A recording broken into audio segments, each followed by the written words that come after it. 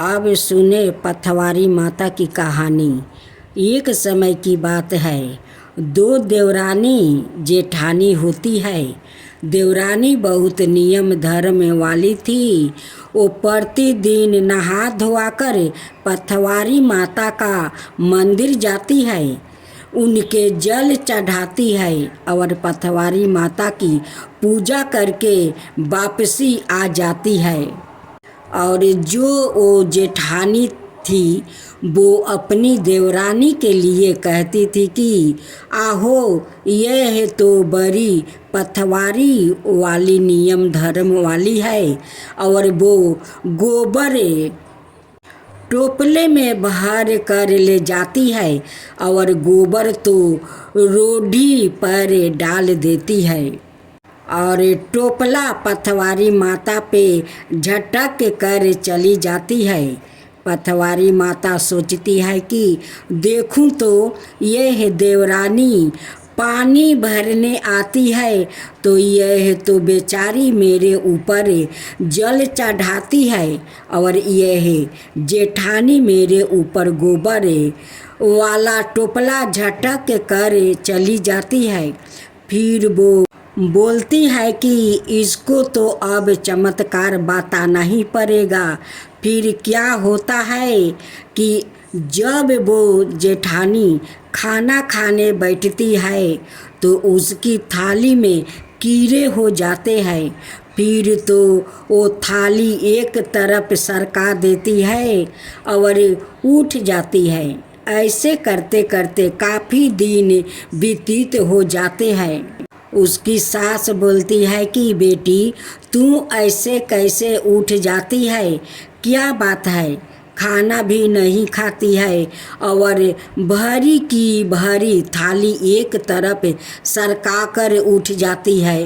तो इस पर जेठानी कहती है कि नहीं, कोई बात नहीं है, मुझे भूख नहीं है, मुझे भाता नहीं है। तो फिर उसकी सास ने कहा कि जब तुझे भूख नहीं है तो थाली में खाना लेती क्यों हो? फिर कुछ दिनों बाद वापस सास ने कहा कि बता दो सही क्या बात है। तो जेठानी कहती है कि मेरी थाली में तो कीड़े ही कीड़े हैं, क्या खाऊं मैं? फिर जब बाकी सब लोग देखते हैं तो उनको उसकी थाली में कीड़े नहीं दिखते हैं। सास बोलती है कि देख, इसमें तो कोई कीड़े नहीं है, वो खाने बैठती है तो उसे तो फिर कीड़े ही कीड़े दिखने लगते हैं। तब फिर जेठानी देवरानी को कहती है कि तू तो सत्यवादी, सत्य पे चलने वाली है, तू ही कहीं प्रार्थना कर। फिर देवरानी मंदिर जाकर पथवारी माता से कहती है कि हे पथवारी माता, मेरी जेठानी प्रतिदिन भूखी सोती है, वो खाना खाने लगती है तो उसे खाने में कीड़ा ही कीड़ा दिखते हैं और वो पथवारी माता से प्रार्थना करती है कि हे अन्नदाता, मैं आपको सच्चे मन से पूजती हूँ तो मेरी जेठानी को खाने में कीड़े नहीं दिखाइए और वो अच्छे से खाना खा पाए। उस समय सतयुग चल रहा था तो पथवारी माता सवाए बोलती है कि तू तो मेरे जल चढ़ाती है और तेरी जेठानी को जलन मचती है, तो क्यों वो गोबर भर कर जब रोरी पे डाल कर टोपला मेरे ऊपर झटक देती है और मेरे ऊपर पूरे दिन कचरा रखती है? तो फिर मैं उसको चमत्कार नहीं बताऊं तो क्या करूं?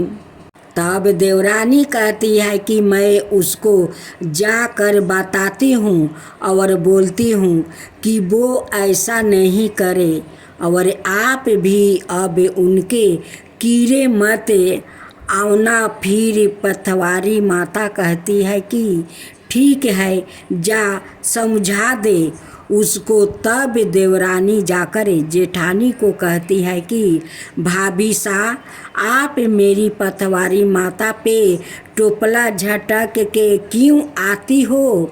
गोबर की रोली बनाने के बाद अब आप ऐसा मत करना और मेरी माता पे जल चढ़ाना। भली जल नहीं भी चढ़ाओ तो टोपला तो कभी मत झटकाना। जेठानी बात मान लेती है और उसके सब कीड़े मिट जाते हैं।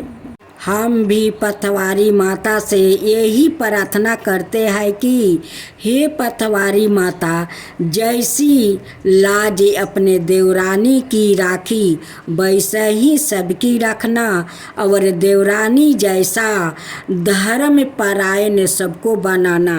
तुलसी माता की कहानी। एक कन्या थी। जब वो थोड़ी बड़ी हुई और उसको समझ आने लगी, तब से ही वो तुलसी माता जी की पूजा करने लगी।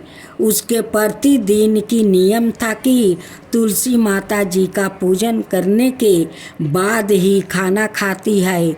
जब वो कन्या शादी के लायक हुई, तब उसके माता पिता ने उसकी शादी करवा दिया।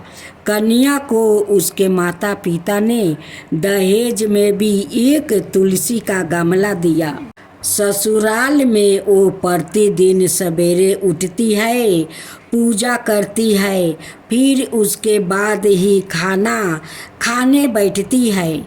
उसकी 2 जेठनियाँ थी, वो दोनों उससे मजाक उड़ाती थी कि बड़ी नियम धर्म वाली बनती है। उन दोनों को उससे बहुत ईर्ष्या होती है, इसलिए वो दोनों तुलसी जी का गमला जी छुपा देती है।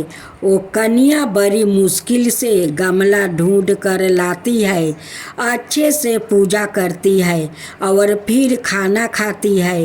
वो गमला ढूंढ कर लाती तो एक दिन तो उस 2 जेठानियों वो दोनों उसका मजाक उड़ाती है कि बड़ी नियम धर्म वाली बनती है।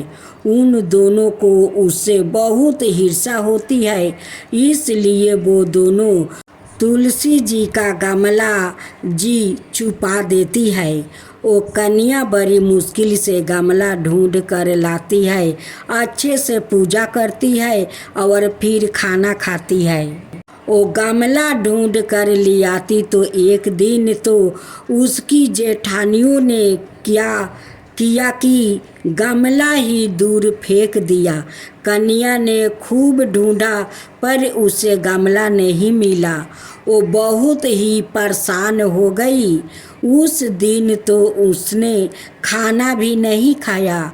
उसका नियम जो था, उस कन्या की सच्ची भक्ति देखकर तुलसी माता उसे बहुत पसंद हो गई और उसके कमरे में तुलसी माता का गमला प्रकट हो गया। अगले दिन सुबह जब वो उठी तो क्या देखती है कि उसके खाट के चारों कोने पर तुलसी माता का गमला आ गया है। यह देखकर वो तो बहुत प्रसन्न हो गई कि मेरी तुलसी माता को कोई चुरा नहीं सकेगा। पूजा करने के लिए भी कहीं और जाना नहीं पड़ेगा और कोई मेरी तुलसी माता को फेंक भी नहीं सकेगा। वो तो जल्दी से उठकर स्नान करती है और तुलसी माता की पूजा कर लेती है। जब वो खाना खाने बैठी तो उसकी जेठानी मजाक करने लगी कि लो, देवरानी का नियम धर्म पूरा हो गया। उससे पूछती है कि तुलसी जी की पूजा कर ली क्या? देवरानी धीरे से बोलती है, हाँ कर ली। जेठानियाँ बोलती है, कहाँ से कर ली? पूजा गामला तो फेंक दिया था। देवरानी कहती है कि देख लो मेरे कमरे में खाट पर तुलसी जी लग रही है। जेठानी बहुत शर्मिंदा हुई और बोली कि देवरानी तेरी भक्ति सच्ची है, हमने तुझे बहुत परेशान कर दिया है, हमें माफ़ कर दे। देवरानी उन्हें माफ़ कर देती है। हम भी तुलसी माता जी से यही प्रार्थना करते हैं कि हे तुलसी माता, जैसी कृपा अपने देवरानी पर की वैसे ही हम सब पर भी करना। दूसरी पतवारी माता की कहानी। दो भाई बहन थे। पहले उस कन्या के कोई भाई नहीं था। वो कन्या पतवारी माता से प्रतिदिन प्रार्थना करती है कि मुझे भाई देना, मैं रोज आपकी पूजा करूंगी। थोड़े समय बाद जब उसके भाई हुआ तो प्रतिदिन वो 5 कंकर राख कर पतवारी माता जी की पूजा करती है। वो कन्या जब बड़ी हुई तब उसकी शादी पास वाले गांव में करवा दिया था। वो प्रतिदिन ससुराल से आकर 5 कंकर राख कर पतवारी माता जी की पूजा करती है और भाई की शकल देखकर पुण्य ससुराल चली जाती है और फिर उसके बाद ही खाना खाती है। ऐसे करते करते बहुत सारे साल बीत गया। इसलिए कंकरों का ढेर खूब ऊंचा हो गया और कंकर चारों तरफ बिखर गया। एक दिन बहन को आने में देर हो गई तो भाई ने सोचा कि आज मेरी बहन नहीं आई है तो मैं ही अपनी बहन से मिलने चला जाता हूँ। भाई जब आगे गया तो क्यों देखता है कि रास्ते में कंकर ही कंकर बिखरे हुए हैं और रास्ता पूरा रूख गया है। वो सोचने लगा कि इस रास्ते से मेरी बहन कैसे आती होगी। वो फवारा लेकर गया और जो कंकरों का ढेर था उसको काट कर बीच में से रास्ता बना दिया और घर चला गया।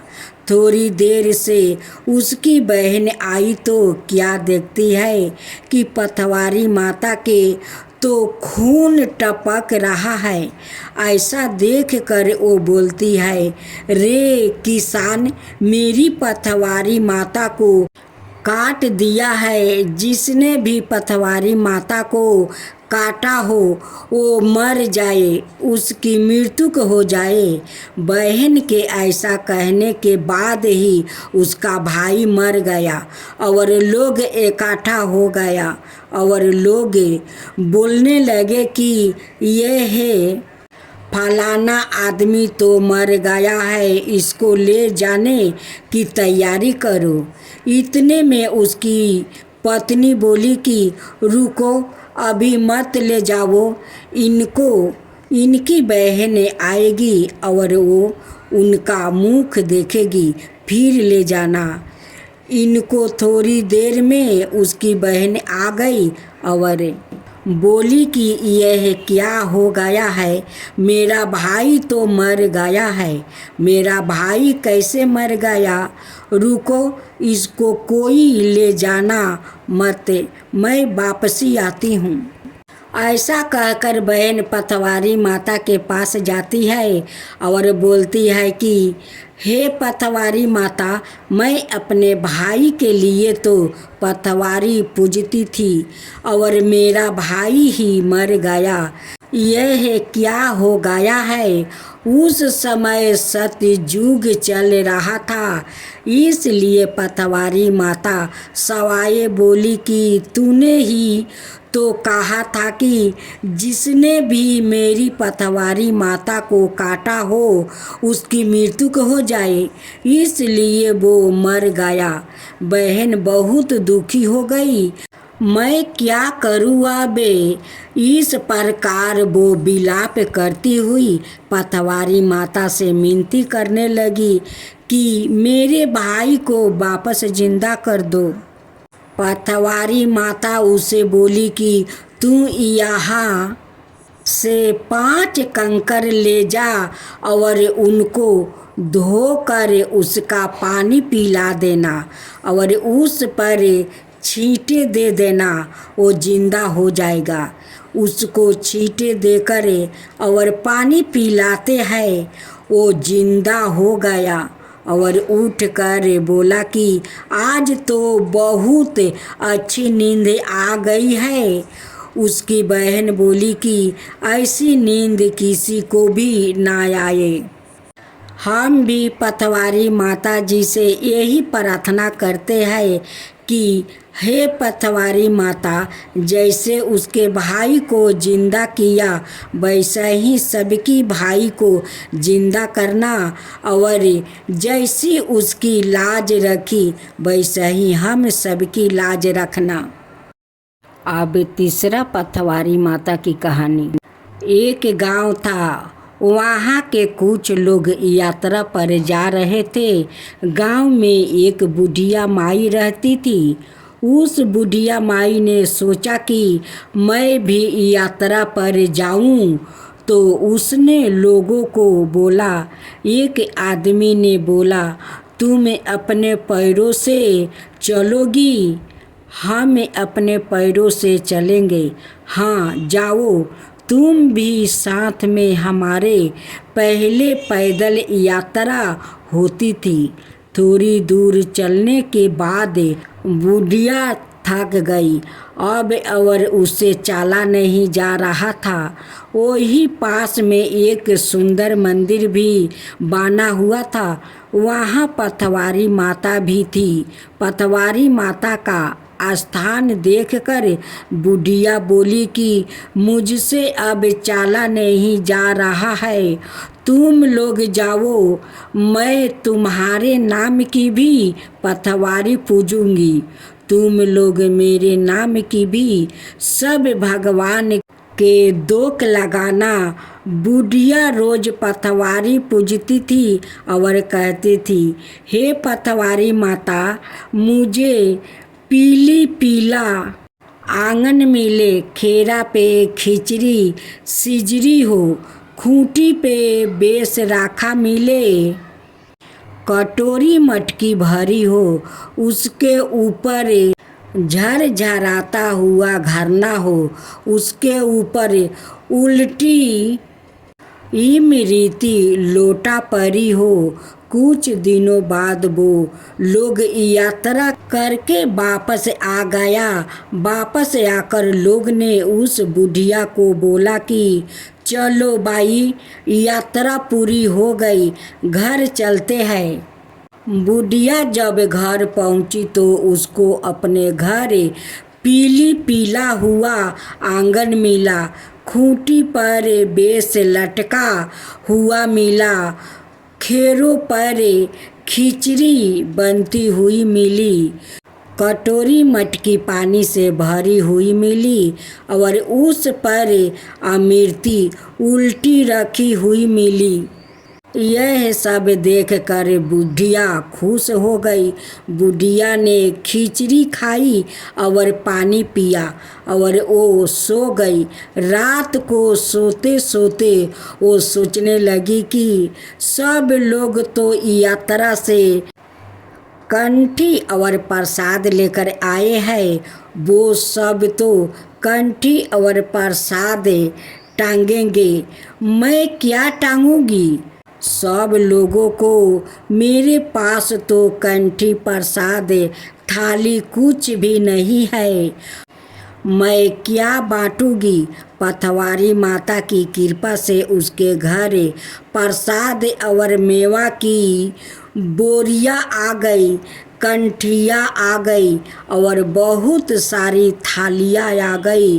बुढ़िया सुबह उठी और नहा धोवा कर नहाए बेस पाकर अच्छे से वो तैयार हो गई और यह सब प्रसाद थालियों और इतनी सारी कंठिया देखकर वो बहुत खुश हो गई। बाकी लोग तो थोड़ा थोड़ा प्रसाद दे रहे थे, लेकिन बुढ़िया तो थाली भर भर कर थाली सहित मेवा वाला प्रसाद दे रही थी। जो लोग यात्रा करने गए थे उनको भी बहुत आश्चर्य हो गया। उन्होंने बुढ़िया से बोला कि तुम तो यात्रा पर भी नहीं गई थी और तुम्हारे पास प्रसाद भी नहीं था, तो तुम्हारे पास इतनी सारी थालियाँ और इतना सारा प्रसाद कहाँ से आ गया। इस पर बुढ़िया बोली कि यह सब पथवारी माता की कृपा से हुआ है। उसके बाद से जो भी लोग यात्रा करने जाते हैं तो जाने से पहले और आने के बाद पथवारी पूजते हैं और पथवारी पूजने के बाद लोगों को गजे बजे के साथ घर पर लाते हैं। हम भी पथवारी माता जी से यही प्रार्थना करते हैं कि हे पथवारी माता, जैसी कृपा दृष्टि आपने बुढ़िया पे करी वैसे ही सब पे करना और वैसे ही लाज सबकी रखना। सवारी मूसक की कथा बहुत समय की बात है। एक बहुत ही भयंकर असुरों का राजा था। गजमुख वो बहुत ही शक्तिशाली बनना और धन चाहता था। वो साथ ही सभी देवी देवताओं को अपने बस में करना चाहता था। इसलिए हमेशा भगवान शिव से वरदान के लिए तपस्या करता था। शिव जी से वरदान पाने के लिए वो अपना राज्य छोड़कर जंगल में जाकर रहने लगा और शिव जी से वरदान प्राप्ति करने के लिए बिना पानी पिए भोजन खाए रात दिन तपस्या करने लगा। कुछ साल बीत गया। शिव जी उसके ऊपर कृपा किया। तप को देख कर प्रभावित हो गया और शिव जी उसके सामने प्रकट हुए। शिव जी ने खुश होकर उसे दैविक शक्तियाँ प्रदान किया, जिससे वो बहुत शक्तिशाली बन गया। सबसे बड़ी ताकत जो शिव जी ने उसे वरदान किया वो यह था कि उसे किसी भी शास्त्र से नहीं मारा जा सकता। असुर गजमुख को अपनी शक्तियों पर गर्व हो गया और वो अपने शक्तियों का दुर्भोग करने लगा और देवी देवताओं पर आक्रमण करने लगा। माता शिव, विष्णु, ब्रह्मा और गणेश ही उसके अंतक से बचे हुए थे। गजमुख चाहता था कि हर कोई देवता उसकी पूजा करे। सभी देवता शिव, विष्णु और ब्रह्मा जी के शरण में पहुँचे और अपनी जीवन की रक्षा के लिए गुहार करने लगा। यह सब देखकर शिव जी ने गणेश को असुर गजमुख को यहाँ सब करने से रोकने के लिए भेजा। गणेश जी ने गजमुख के साथ युद्ध किया और असुर गजमुख को बुरी तरह से घायल कर दिया, लेकिन तब भी वो नहीं माना। उस रक्षक ने सवाय को एक मूषक के रूप में बदल लिया और गणेश जी की ओर आक्रमण करने के लिए दौड़ा। जैसे ही वो गणेश जी का पास पहुंचता, गणेश जी कूद कर उसके ऊपर बैठ गया और गणेश जी ने गजमुख को जीवन भर के मूस में बदल दिया और अपने वाहन के रूप में जीवन भर के लिए राख लिया। बाद में गजमुख भी अपने इस रूप से खुश हुआ और गणेश जी का प्रिय मित्र भी बन गया। तो जय गणेश जय गणेश।